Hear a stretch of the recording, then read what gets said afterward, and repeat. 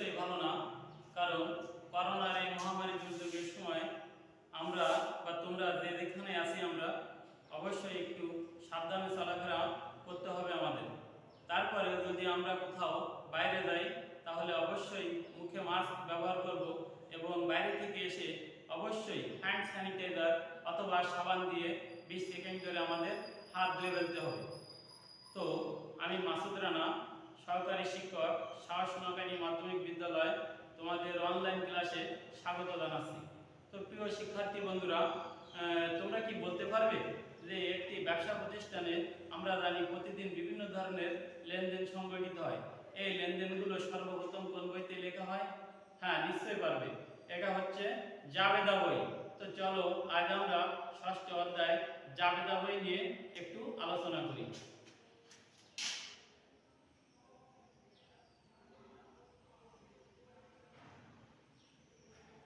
জাবেদা বই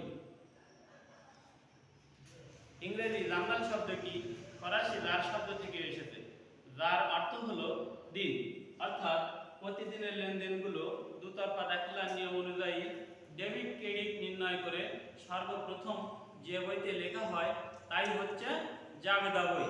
তো জাবেদার ইংরেজি শব্দ হচ্ছে জার্নাল। তো চলো শিক্ষার্থী বন্ধুরা, আমরা যে জাবেদা করে থাকি এই জাবেদা করার কিছু সুন্দর নিয়ম আছে, এই নিয়মগুলো আমরা একটু জেনে নিই। তোমরা সাথে সাথে খাতায় অবশ্যই এটি লিখে নেবে। জাবেদার সূত্র দেখো, ব্যক্তিবাচক হিসাবে কি হবে? ব্যক্তিবাচক হিসাব। ব্যক্তিবাচক হিসাবে আমরা যখন জাবেদা করব তখন অবশ্যই আমাদের লিখতে হবে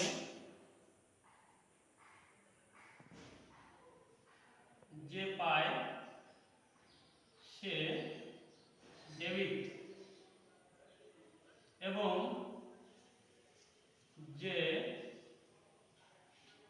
দেয় সে ক্রেডিট। যে পায় সে সবসময়ের জন্য ডেবিট হবে এবং যে দেবে বা কারো কাছ থেকে যখন আমি পাবো সে দেবে সে হবে সবসময় ক্রেডিট। যেমন কি লেখা যায়,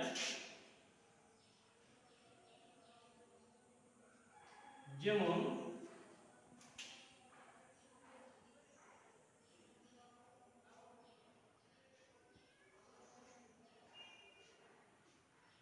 রহিমকে 5,000 টাকা প্রদান করা হলো। প্রদান করা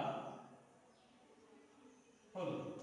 এক্ষেত্রে দেখা যাচ্ছে রহিমকে 5,000 টাকা প্রদান করা হলো। তো রহিমকে 5,000 টাকা প্রদান করতেছি আমি, তো সেক্ষেত্রে পাচ্ছে কে? পাচ্ছে রহিম। তো আমি লিখতে পারি রহিম হিসাব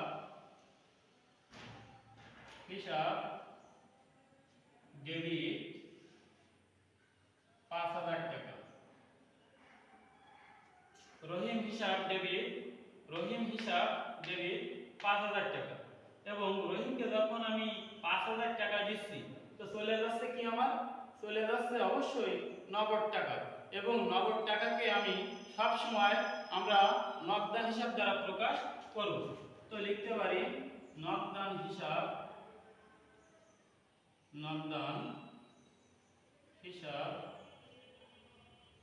ক্রেডিট 5,000 টাকা। এবং আমাদের অবশ্যই খেয়াল রাখতে হবে ডেবিট টাকা সমান সব সময় ক্রেডিট টাকা হবে। তো শিক্ষার্থী বন্ধুরা, দেখা যাচ্ছে রহিমকে 5,000 টাকা প্রদান করা হলো। আমি সূত্রে লিখছিলাম যে পায় সে ডেবিট। তো যখন পাচ্ছে রহিম পাচ্ছে, কে পাচ্ছে? রহিম পাচ্ছে।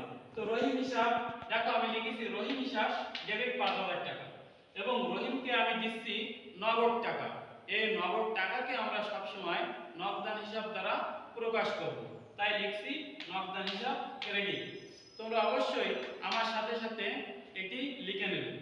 তো ব্যক্তিবাচক হিসাবে এটা হয়ে থাকে। এরপর দেখো সম্পত্তিবাচক হিসাবে কি রকম হবে।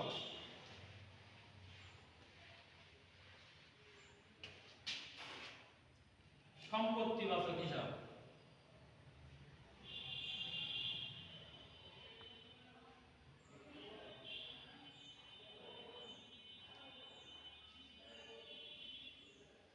সম্পত্তিবাচক হিসাবে আমি এটা করতে পারি যে যাহা আসে তাই ডেবিট এবং যাহা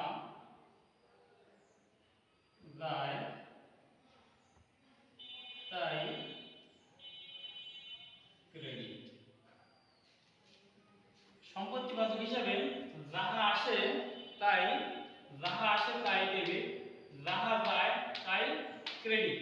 তো আমি এক্ষেত্রে লিখতে পারি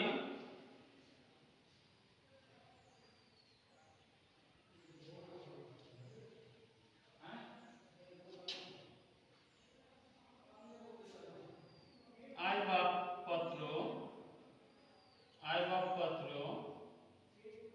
ক্রয় ৮,০০০ টাকা। তো এক্ষেত্রে লিখতে পারি আসবাবপত্র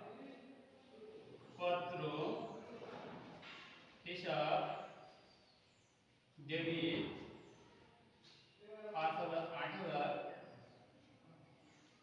আর নগদান হিসাব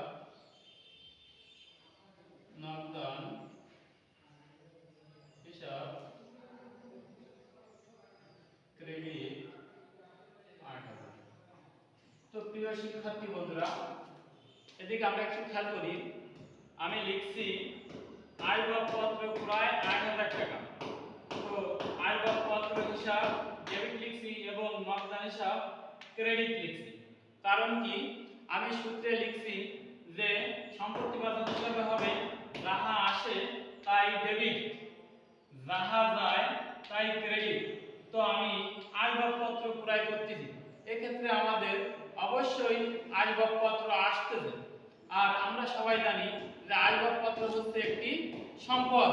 তো সম্পত্তিবাচক হিসেবে যখন আমি আসবাবপত্র ক্রয় করছি তখন আসবাবপত্র আসতেছে, তাই লিখছি আমি আসবাবপত্র হিসাব ডেবিট এবং এই আসবাবপত্র ক্রয় করতে যে আমার চলে যাচ্ছে কি, চলে যাচ্ছে নগদ টাকা, তাই নগদান হিসাব ক্রেডিট করেছি। আমি বলেছি যে নগদান হিসাবকে আমরা সবসময় নগদ টাকাকে আমরা সবসময় নগদান হিসাব দ্বারা প্রকাশ করব। তো প্রিয় শিক্ষার্থী বন্ধুরা, তোমরা এই সূত্রটি অবশ্যই খাতায় তুলে নেবে। তারপরে দেখো, এরপরে আমি যাব নামিক হিসাবে।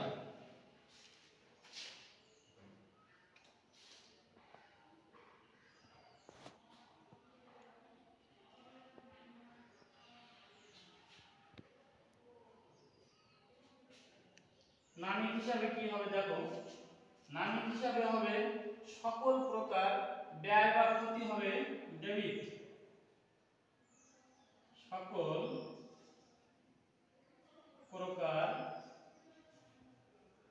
ব্যয় বা ক্ষতি ডেবিট, সকল প্রকার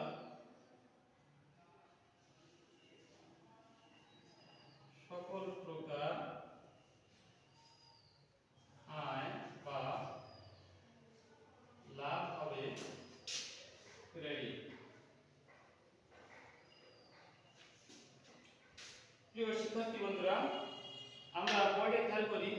দেখো আমি লিখছি নামিক হিসাব। নামিক হিসাবে কি হবে, সকল প্রকার ব্যয় বা ক্ষতি হবে ডেবিট, আর কি হবে, সকল প্রকার আয় বা লাভ হবে ক্রেডিট। যেমন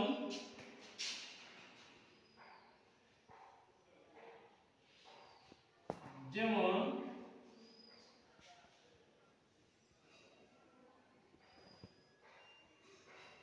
যন্ত্রপাতির অপচয়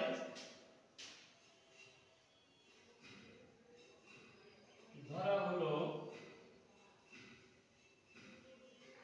1200 টাকা। তো প্রিয় শিক্ষার্থী বন্ধুরা, দেখো আমি লিখছি যন্ত্রপাতির অপচয় ধরা হলো 1200 টাকা। এখানে আমি লিখছি অপচয়। তোমরা জানো অপচয়টা কি? অপচয়টা হচ্ছে কোনো একটি সম্পত্তি দীর্ঘদিন ব্যবহারের ফলে সম্পত্তির মূল্যের যে অংশ কমে যায় বা হ্রাস পায় তাই হচ্ছে অপচয়। অপচয় নট অপচয়, এটা হবে অপচয়। ধরা যাক যে আমি একটি ফ্যান 2000 টাকা দিয়ে ক্রয় করলাম, একটি ফ্যান 2000 টাকা দিয়ে ক্রয় করলাম। 2 বছর বা 3 বছর ব্যবহার করার ফলে আমি কি এই ফ্যান আবার 2000 টাকায় বিক্রি করতে পারবো? তোমরা অবশ্য ভাবতেছো যে তা কিভাবে হয়। আসলে ঠিক তাই। দেখো এই যে আমি 2000 টাকা দিয়ে একটি ফ্যান ক্রয় করলাম, ঠিক 2 বছর বা 3 বছর এই ফ্যানটি আমি ব্যবহার করলাম। ব্যবহার করার ফলে ওই ফ্যানটি যখন আমি বিক্রি করতে যাব তখন কিন্তু আমি ওই 2000 টাকায় বিক্রি করতে পারবো না। ওটা ধরা যাক আমি 1500 টাকায় বিক্রি করলাম। তো 2000 টাকার ফ্যান 5 বছর ব্যবহার করার ফলে আমি বিক্রি করলাম কত? 1500 টাকা। তো দেখা যাচ্ছে আমার ক্ষতি হচ্ছে জায়গায় 500 টাকা। এই 500 টাকা সম্পত্তির ব্যবহারজনিত ক্ষতি। এই 500 টাকা হচ্ছে কি? অপচয়। তো এক্ষেত্রে আমি লিখতে পারি অপচয় হিসাব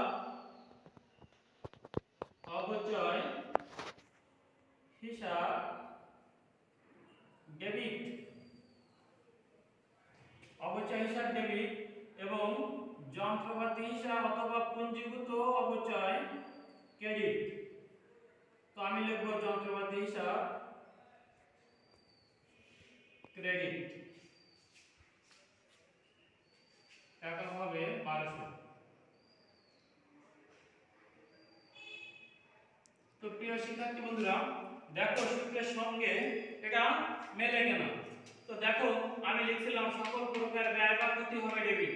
এই জায়গায় যন্ত্রপাতির অপচয় হচ্ছে আমার 1200 টাকা, তাই আমি লিখছি অপচয় হিসাব ডেবিট 1200 টাকা। এবং মনে রাখতে হবে যে সম্পত্তির অপচয় ধরা হবে সেই সম্পত্তি সবসময়ের জন্য ক্রেডিট হবে। তাই লিখছি যন্ত্রপাতি হিসাব ক্রেডিট। কারণ কি? কারণ অপচয়টা যন্ত্রপাতির উপরে ধরা হয়েছে। তো আমি এবার তোমাদের কিভাবে জাবেদা করতে হয় বা জাবেদার ছক অঙ্কন করতে হয় এই বিষয়ে একটু ধারণা দেওয়ার চেষ্টা করব।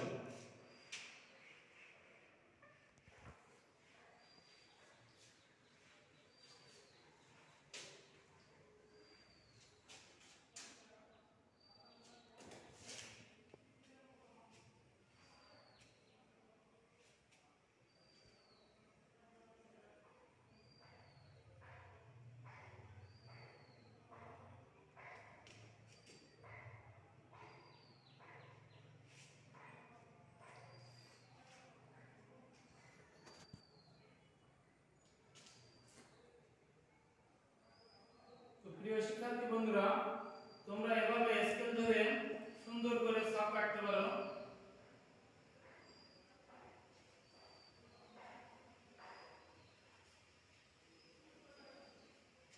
দেখো জাবেদার ছক।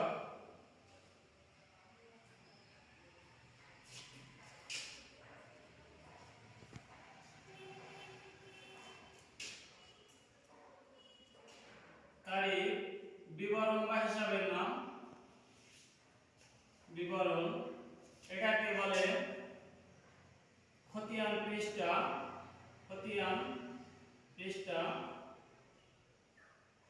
ডেবিট টাকা এবং ক্রেডিট টাকা। এটাকে বলা হয় তারিখ বা ডেট। বিবরণ বলা হয় পার্টিকুলার বা অ্যাকাউন্ট টাইটেলস। খতিয়ান পৃষ্ঠা হচ্ছে লেজার ফোলিও, ডেবিট টাকা এবং ক্রেডিট টাকা। আমাদের অবশ্যই মনে রাখতে হবে সবসময় ডেবিট টাকা সমান ক্রেডিট টাকা হবে, অথবা টাকা সমান ডেবিট টাকা হতে হবে। তো ধরা যাক যে 2017 সালের 1 জানুয়ারি রহিম 500 টাকা নিয়ে ব্যবসা শুরু করলো। তো এই ক্ষেত্রে আমরা কি লিখতে পারি? 2017 জানুয়ারি 1 রহিম 500 টাকা নিয়ে যেহেতু ব্যবসা শুরু করেছে, তাই এটা আমি লিখতে পারি নগদান হিসাব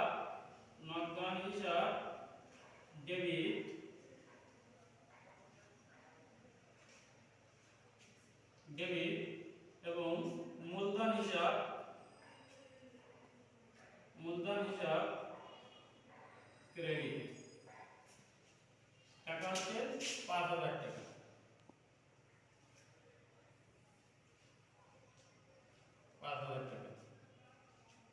কারণ কি?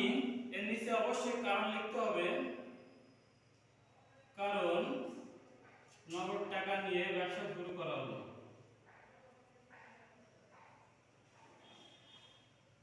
টাকা নিয়ে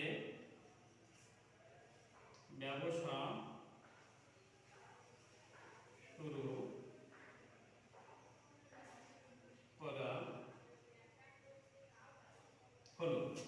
দেখো আমি একটা দিয়ে বুঝাই দিলাম, নিচে অবশ্যই 5000 টাকা আমাকে আনতে হবে এবং হিসাব ক্লোজ করতে হবে।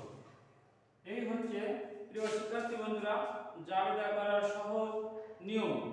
তো আমি মনে করি যে তোমরা অবশ্যই এটি করে উপকৃত হবে। তো আগামী ক্লাসে তোমাদের স্বাগত জানিয়ে আমি আজকের ক্লাস এখানে শেষ করছি। সবাই সুস্বাস্থ্য কামনা করছি। ভালো থেকো, সুস্থ থেকো।